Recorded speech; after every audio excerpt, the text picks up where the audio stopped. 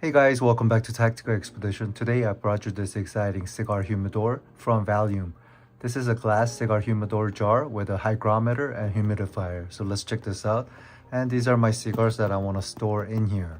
It's a compact design with a large storage capacity. The dimension is 7.76 inches by 4.72 inches.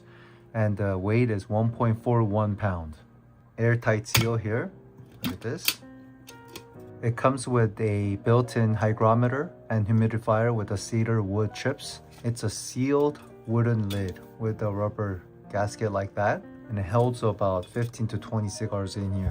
Like rubber wrapped in the glass, so it's very nice. So it's easier grip and it's non-slip. Cedar wooden chip for better smell, and you can put this around and you can throw in your best cigars, all different sizes, it will fit. Right now it's at 61%, but I want to get to that level right there. I like it at 69-70%. The humidifier that comes with it, what you can do is get some distilled water, place it in here like this, and after it gets wet, just put it in here. This is an airtight seal. Holds about 15 to 20 cigars, perfect capacity. And this glass is made by premium borosilicate glass, crystal clear and durable.